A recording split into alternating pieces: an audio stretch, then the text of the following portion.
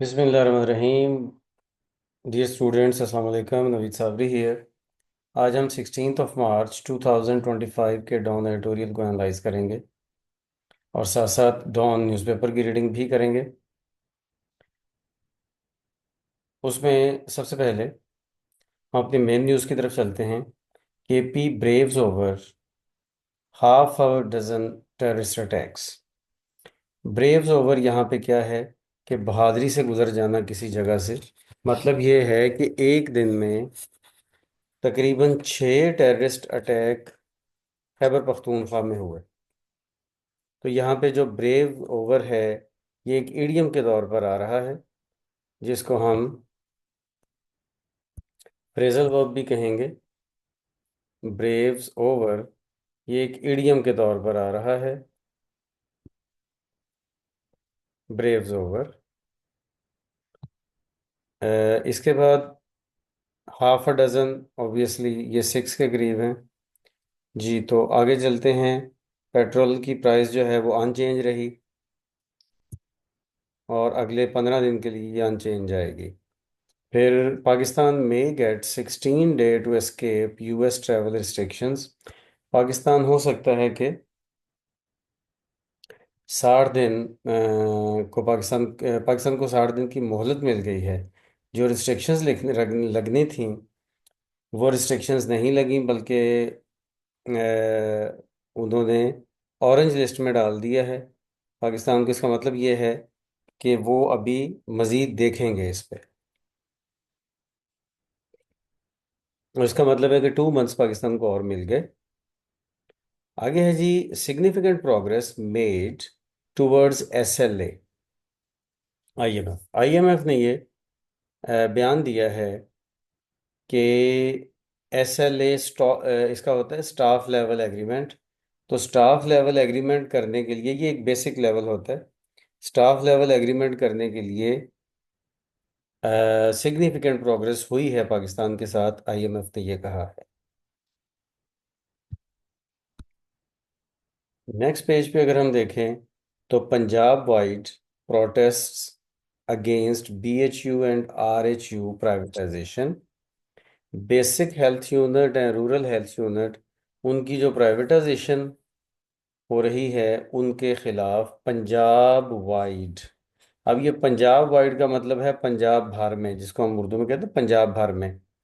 तो पंजाब भर में इस चीज़ के ऊपर प्रोटेस्ट शुरू हो गए हैं, यानी कि एहतजाज शुरू हो गया है। आगे चलते हैं तो PAT leader summoned for cross examination. PAT Pakistan Awami Tehreek model town case है जो डॉक्टर तारुल कादरी के मदरसे वाला, जिसमें 2014 में लोगों को मारा गया था सीधी गोलियों के साथ पंजाब गवर्नमेंट की तरफ से, जब चीफ मिनिस्टर जो है उस टाइम पे शहबाज शरीफ थे। आगे चलते हैं नेक्स्ट पेज पे, page number 3। CB to take up contempt case against Imran on 21st। इस मंथ की 21st को इमरान खान के खिलाफ कॉन्स्टिट्यूशनल बेंच एक तौहीन अदालत केस की समाअत करेगा। PM wants Danish university to shine on global level. ये दानिश यूनिवर्सिटी बना रहे हैं मौजूदा गवर्नमेंट वाले, उसी पैसे से कि जो पैसा जिस पैसे का केस इमरान खान पे बना था और वो सुप्रीम कोर्ट के अकाउंट में पड़ा था, 190 million pound, sorry 160 million pound था ये। आगे है जी, national security conference futile without Imran. PTI PTI के जो लीडर्स हैं उन्होंने ये कहा है कि इमरान खान के बगैर कोई भी नेशनल सिक्योरिटी कॉन्फ्रेंस होगी जिसमें डिफरेंट पार्टीज शिरकत करेंगी, वो बेफायदा होगी। क्योंकि कौम का एतमाद तो इमरान खान के ऊपर है ना, तो इमरान खान अगर नहीं शामिल होंगे तो कोई उसका फ़ायदा नहीं है। China focusing on Karakoram highway MLA projects. Says counsel general.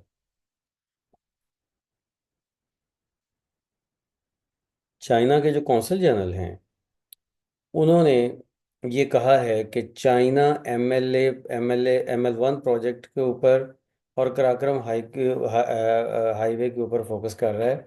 Basically ये एक समझ लें कि रिस्पॉन्स है, जो कि कल और परसों 2-3 दिन में ये हुकूमत पाकिस्तान की तरफ से कुछ मिनिस्टर्स ने ये कहा कि अगर चाइना इसको MLA-1 प्रोजेक्ट को अगर बैकिंग नहीं देगा, अगर इसके लिए फंड्स नहीं देगा, तो हुकूमत अपनी मर्ज अपनी तरीके से फंड्स जो है वो पैदा करेगी और उसको भी ख़त्म नहीं होने देगी।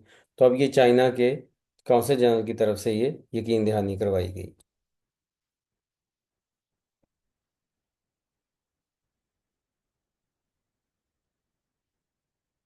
जी, आगे चलते हैं।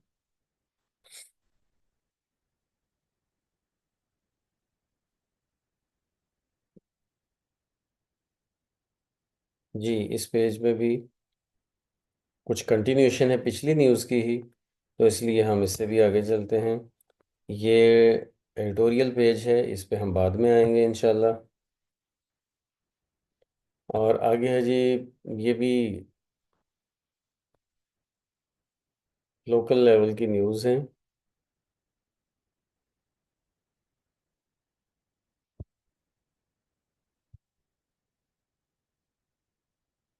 नेक्स्ट चलते हैं बिजनेस। बिजनेस में जाहिर है कि मेन न्यूज़ हम ज़रूर पढ़ते होते हैं। Looming water shortages threaten wheat sugar crops in Sindh and Punjab. Looming का मतलब होता है अप्रोचिंग, जो आने वाले हैं। लूमिंग वाटेज शॉर्टेज का मतलब होता है ऐसी पानी की कमी जो आने वाली है, ऐसी पानी की कमी जो आगे आने वाली है फ्यूचर में, उसको हम कहेंगे लूमिंग वाटर शॉर्टेज। और इसकी वजह से पंजाब और सिंध में जो वीट और शुगर की क्रॉप्स हैं, जो गंदम और गन्ने की क्रॉप्स हैं, उनको खतरा पैदा हो गया। गंदम और गन्ने की जो फसलें हैं उनको। आगे है जी, ये Suzuki pulls the plug on Wagon R and Ravi. Wagon R and Ravi Suzuki company की दो गाड़ियां हैं जो कि बड़ी चलती हैं। तो उन्होंने वो सुजुकी कंपनी ने क्या किया है कि सुजुकी कंपनी ने मेहरान और बोलान की जो बुकिंग सस्पेंड की थी, उसके बाद अ, अब पाक सुजुकी मोटर कंपनी जो है, उन्होंने ये डिसाइड किया है कि जो सुजुकी वैगन आर है वो और सुजुकी रावी, इन दोनों का to pull the plug on. To pull the plug on का मतलब क्या है कि वो इनको दोबारा से शुरू करेंगे, इनकी जो प्रोडक्शन है। According to vendor, they have received the final official schedule for both the vehicles, showing nil production beyond June. Even though the demand for Ravi is still strong, they said the demand for Bolan, whose production has been suspended in the last quarter of the was also strong. Vendor said Park Suzuki has so far come up with no alternative for WagonR, while Ravi will be replaced with every pickup. यानी कि मेहरान और बोलान जो दोनों गाड़ियां हैं, उनकी पहले से ही जो सेल है वो बंद कर दी गई है, उनकी प्रोडक्शन। लेकिन उसके साथ अब वैगन आर और सुजुकी रावी जो है, रावी, दोनों गाड़ियां, उनकी जो प्रोडक्शन है वो भी इस साल के आखिरी जो सेकंड हाफ होगा उसमें बंद कर दी जाएगी, और उसकी जगह पे नई गाड़ियां लाई जाएंगी। यानी कि जो सुजुकी रावी है उसकी जगह पे तो डिसाइड हो चुका है कि एवरी आएगी, लेकिन अभी वैगन आर की जगह पे क्या कौन सी गाड़ी आएगी उसका अभी तक कोई डिसीजन नहीं हुआ। बहरहाल ये पाकिस्तानी मार्केट के हवाले से खबर थी, तो इसलिए फिर उसको मैं थोड़ा सा टाइम दिया। इसके बाद आगे चलते हैं जी।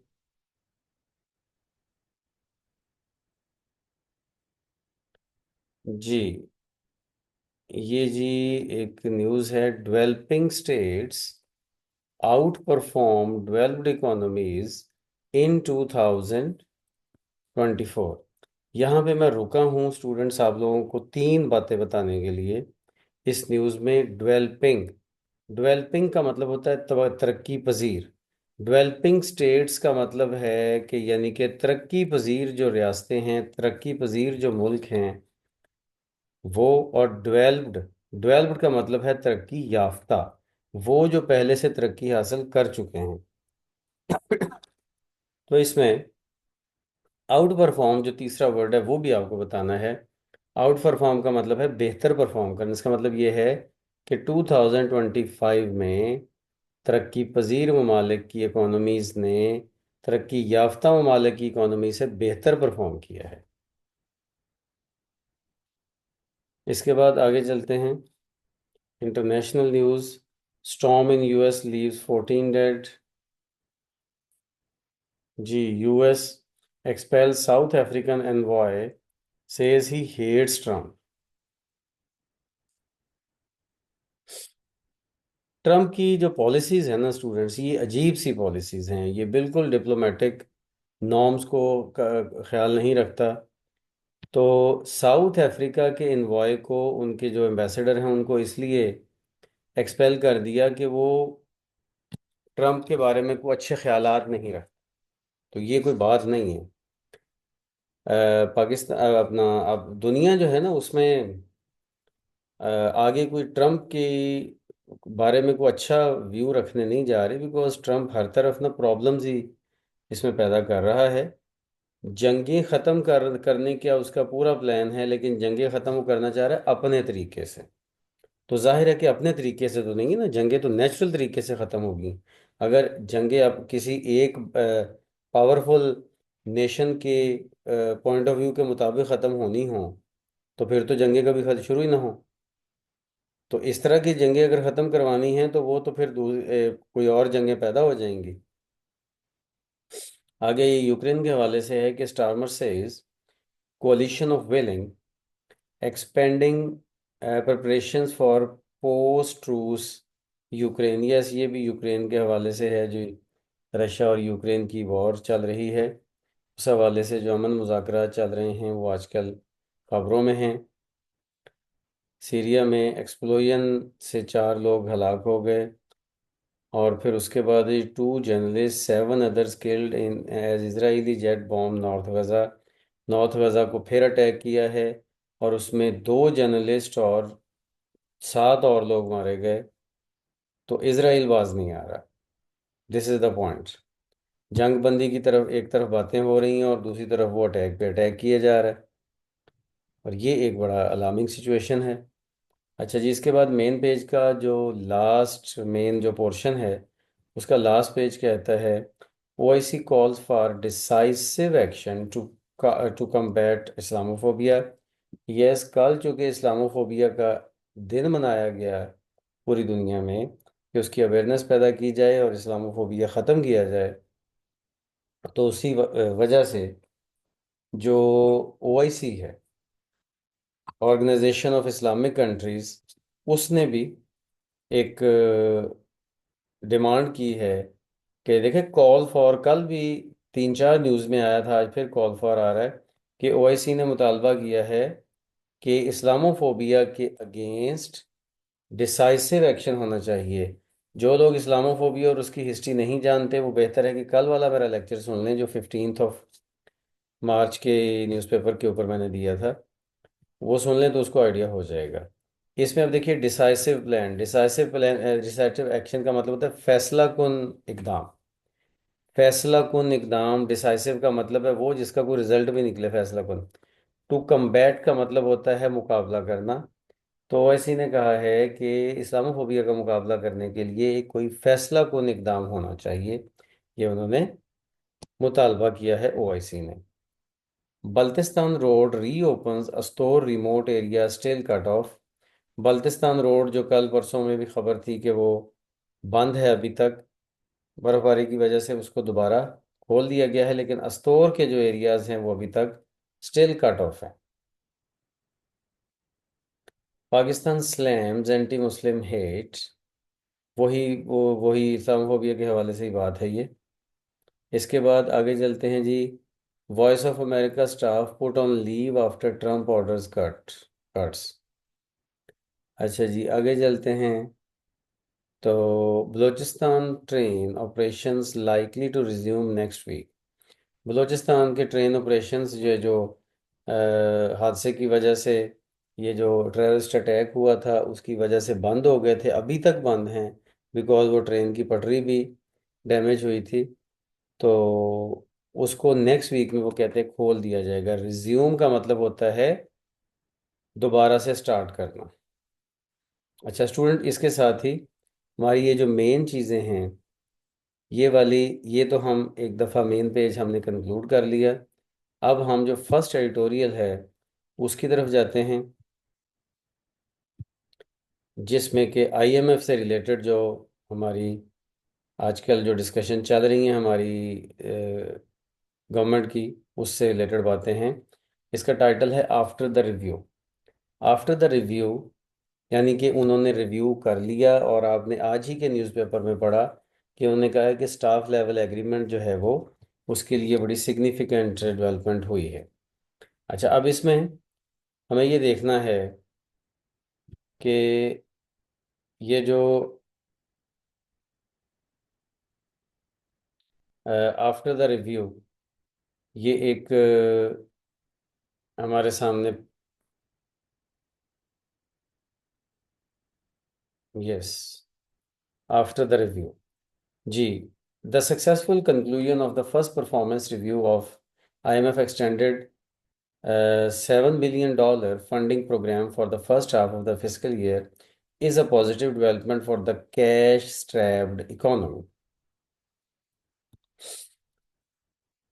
इसमें यह कहा गया है कि जो $7 बिलियन की जो पाकिस्तान की बेल आउट प्लान चल रहा है IMF की तरफ से पाकिस्तान के लिए, उसके जो पहले 6 महीने की जो रिव्यू है वो एक सक्सेसफुल कंक्लूजन पे जा पहुंचा है। और ये एक बड़ी पॉजिटिव डेवलपमेंट है कैश स्ट्रैप्ड इकोनॉमी के लिए।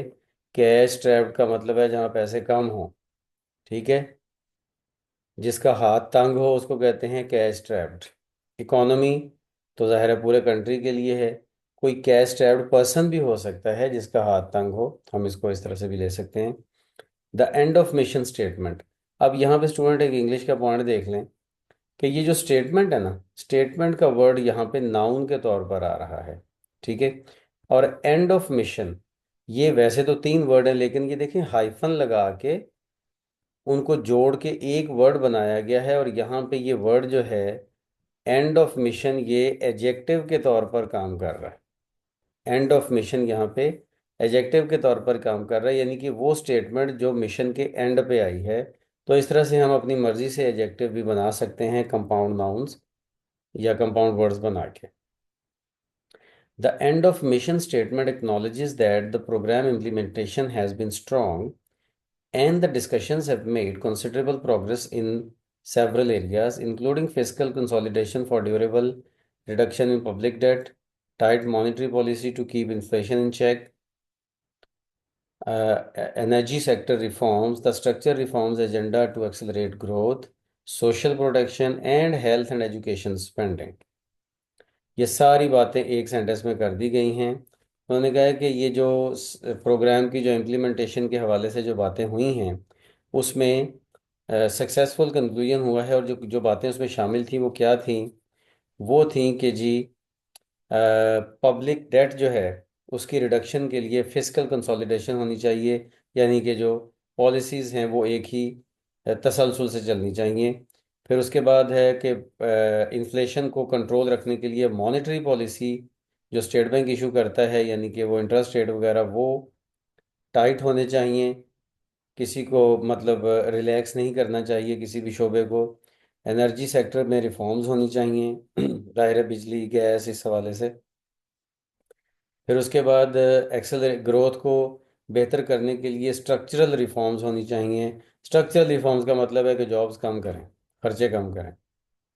और यहाँ इस सूरत हाल में social protection and health and education, मतलब हेल्थ एंड एजुकेशन, ग्रोथ को और सोशल प्रोटेक्शन को और हेल्थ एंड एजुकेशन स्पेंडिंग को उसको एक्सेलरेट करने की ज़रूरत उन्होंने कहा है कि है।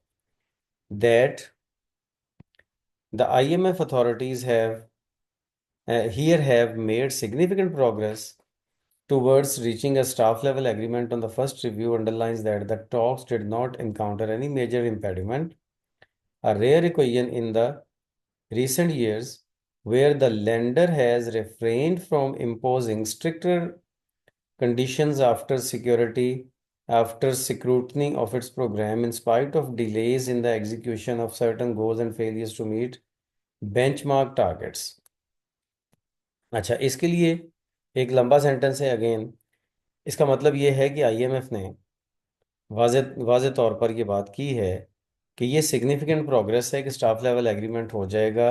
ये अंडरलाइन अंडरलाइन का मतलब होता है कि ये चीज़ इस चीज़ को पॉइंट आउट करती है, जाहिर करती है कि जो टॉक्स हुई हैं उसमें कोई मेजर प्रॉब्लम नहीं आया। इम्पेडिमेंट का मतलब कोई रुकावट, कोई मेजर हर्डल नहीं आई।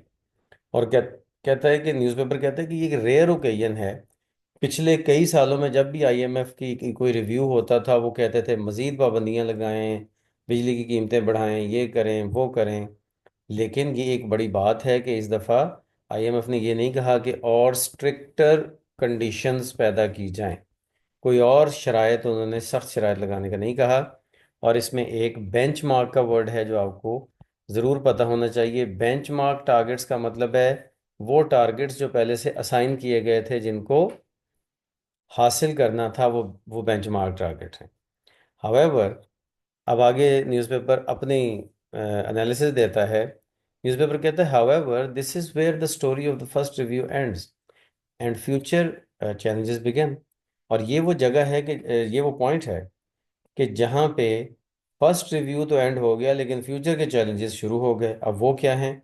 For now the IMF has apparently ignored some delays and slippings. अभी तक तो IMF ने कुछ जो डिले हुए और कुछ जो इधर उधर जो स्लिपिंग्स हुई हैं, जो हमने मुआहदा किया था उससे थोड़ा सा इधर उधर हुए हैं हम, उसने इसको इग्नोर किया है IMF ने। Whether it will continue to provide same waivers on unmet goals over the remaining life of the bailout or start tightening the screws will be known once the memorandum of economic and fiscal policies is released by the lender and talks over the next budget conclude। वो कहता है कि ये weather it will मतलब ये जो ignore किया है उसने और जो मतलब रिस्ट्रिक्शन वगैरह को फर्दर नहीं लगाई, क्या ये बात कंटिन्यू करेगी या जो अनमेट गोल्स हैं। अनमेट एक अच्छा वर्ड है, आप इसको यूज़ कर सकते हैं। वो अनमेट गोल्स का मतलब है कि वो टारगेट जो पूरे नहीं हो सके, तो जो टारगेट पूरे नहीं हो सके उसके ऊपर क्या ये जो बेल आउट की जो का जो टेन्योर है, यहाँ पे लाइफ का मतलब टेन्योर है, इस सारे टेन्योर में ये इस तरह की जो है वो हमें रिलैक्सेशंस मिलती रहेंगी या फिर कोई मज़ीद पाबंदियां लगेंगी। ये हमें टाइटनिंग द स्क्रूज, एक मिनट, टाइटनिंग द स्क्रूज एक ईडियम आ गया, ये भी आप जरा। टू टाइटन द स्क्रूज का मतलब है पाबंदियां लगाना है, पाबंदी लगाना। अच्छा, वो कहता है कि ये पाबंदियां लगेंगी मजीद कोई या इसी तरह चलता रहेगा, ये तो उसको पता चलेगा जब वो memorandum of economic and fiscal policies जारी करेगा। जब IMF ये डॉक्यूमेंट जारी करेगा तब पता चलेगा कि क्या बनता है। मोर वरीसम, वरीसम का मतलब होता है परेशान करने वाली चीज़, परेशान करने वाली चीज़, परेशानी। More worrisome is the increasing impatience with slow economic growth as real estate tycoons scramble to persuade the prime minister to push faster growth by granting yet another tax amnesty and other concessions to the housing sector। वो कहता है एक और है increasing impatience with low economic growth. जो पाकिस्तान की economic growth है ना, वो बहुत कम है। यानी कि कारोबार कम हो रहा है, कारोबार ठंडा है, बाइंग एंड सेलिंग नहीं हो रही। स्पेशली जो रियल स्टेट है वो बिल्कुल बैठा हुआ है, उसमें कोई बाइंग एंड सेलिंग वगैरह नहीं हो रही। तो इसलिए जो टाइकून्स हैं, जो रियल स्टेट के टाइकून्स हैं, जो प्रॉपर्टी टाइकून्स हैं, वो प्राइम मिनिस्टर को ये परसुएड करने की कोशिश कर रहे हैं, कायल करने की कोशिश कर रहे हैं कि ग्रोथ को बढ़ाया जाए। तो ग्रोथ को बढ़ाने के लिए क्या है कि टैक्सेस वगैरह कम किए जाएं। और अगर टैक्सेस कम किए जाएंगे तो जाहिर है कि प्लॉट्स वगैरह की कीमतें कम हो जाएंगी, और एक जो बाइंग एक्टिविटी है हाउसिंग सेक्टर में वो कुछ बढ़ेगी। तो इसी तरह की बातें जो हैं वो रियल स्टेट के लोगों ने इमरान खान गवर्नमेंट में करके उनको भी इमरान खान को कायल कर लिया था, और उस वक्त बड़ी सारी उन्होंने आसाइशें वगैरह और अपने लिए सहूलतें पैदा करवा ली थी। लेकिन उस टाइम पे तो हमारी इकोनॉमिक ग्रोथ फिर भी कुछ ना कुछ हो रही थी ना, चल रही थी कोई ना कोई। लेकिन अब जो है वो हमारी इकोनॉमिक ग्रोथ बहुत स्लो है, टैक्सेस ज़्यादा हैं, और बाइंग एंड सेलिंग बहुत कम हो रही है, जिसकी वजह से ग्रोथ इतनी ज़्यादा नहीं है। ठीक है। Stepping into this trap would be suicidal. कहता है कि अगर ये रियल स्टेट की बातों में शहबाज शरीफ आ गया तो ये बहुत सुइसाइडल होगा, ये खुदकुशी करेगा, both economically and politically. Politically भी, क्योंकि चीज़ों में और महंगाई आ जाएगी, और इकोनॉमिकली भी। Ordinary people have paid a heavy price because of such experiments and do not have any strength to make them, to repeat them. कहते हैं कि आम जो लोग हैं उन्होंने इस तरह के फैसलों के काफ़ी पहले बोझ उठाए हैं, और अगर ये अब भी होगा तो उनके अंदर कोई स्ट्रेंथ नहीं है कि वो इनको दोबारा से इन फैसलों को रिपीट कर सकें और इनका बोझ उठा सकें। The government would be doing them the government would be doing them and itself a favor by focusing solely on restructuring the economy, preparing it for durable growth by attracting foreign private investments to boost productivity and exports rather than embarking on wasteful misadventures। कहता है government को चाहिए कि government अपने लिए भी और सब लोगों के लिए ही, मतलब आम आवाम के लिए भी ये फेवर करे कि वो रीस्ट्रक्चरिंग इकोनॉमी को रीस्ट्रक्चर करे, जैसे आईएमएफ कह रहा है, जो सॉलिड चेंजेस लेके आए और ग्रोथ को, मतलब एक लॉन्ग टर्म ग्रोथ की तरफ जाए। ना कि जो पहले तजर्बे होते रहे हैं कि जिसमें यकदम से कुछ रिलीफ दिया और बाद में फिर बहुत ज़्यादा इकोनॉमी का भट्टा बैठ गया, वो काम ना करे, जैसा कि ये रियल स्टेट वाले कह रहे हैं। सो आगे लास्ट पैराग्राफ है, so for the government is delaying any decision on such proposals. अभी तक तो गवर्नमेंट ने इस तरह का कोई फैसला नहीं किया और डिले कर रही है, बट फॉर हाउ लॉन्ग, लेकिन कितनी देर तक। Facing a formidable political challenge from PTI in its strong hold of Punjab, it will increasingly come under pressure from pro growth lobbies within its own ranks and from outside in the coming months। कहते हैं कि government जो है उसको चूंकि अपने strong hold यानी कि पंजाब में पीटीआई की तरफ से बहुत बड़ा पॉलिटिकल चैलेंज फेस करना पड़ रहा है, इसलिए हुकूमत के अंदर भी और दूसरी तरफ भी जो प्रो ग्रोथ लॉबीज हैं, प्रो ग्रोथ लॉबीज का मतलब है ऐसे लोग जो ये समझते हैं कि ग्रोथ होनी चाहिए, बिजनेस चलना चाहिए। अब देखिए, बिजनेस चलना चाहिए का मतलब ये है कि यस, बिजनेस चलना चाहिए, लेकिन बिजनेस चलेगा तो इन्फ्लेशन भी आएगी, चीज़ों की कीमतें भी बढ़ेंगी, इकोनॉमिक एक्टिविटी तो होगी, लेकिन गवर्नमेंट को बिजनेस चलाने के लिए पैसे भी चाहिए होंगे। रीस्ट्रक्चरिंग जो जो चल रही है, जो एक लॉन्ग टर्म चीज़ें चल रही हैं, वो उसके ऊपर डज आएगी। तो इसलिए फिर अब कमिंग मंथ में देखना है कि गवर्नमेंट क्या करती है। क्या वो अपने ही लोगों में या दूसरे जो प्रो ग्रोथ हैं, जो ग्रोथ को बढ़ाना चाहते हैं, उनके हाथों ब्लैकमेल होती है या नहीं होती है, ये देखना पड़ेगा। Any unseen inflows from gulf could make it jettison the reforms agenda and pursue consumption based growth, that would be nothing short of a disaster for the country and its people. कहते हैं कोई भी और gulf से ऐसे पैसे का inflow आना जो कि अनसीन हो और समझ ना आए, दूसरे लफ्ज़ों में गैर कानूनी तरीके से, और ये फिर क्या होगा कि जेटिसन का मतलब है डिस्कार्ड कर देगी, फेंक देगी। इसका मतलब है कि फिर गवर्नमेंट अगर ऐसे करेगी तो गवर्नमेंट जो एक रिफॉर्म्स एजेंडा है उसको फेंक देगी और कंजम्पशन बेस्ड ग्रोथ की तरफ चली जाएगी, जो कि कंट्री के लिए और इसके लोगों के लिए बहुत बड़ी तबाही होगी।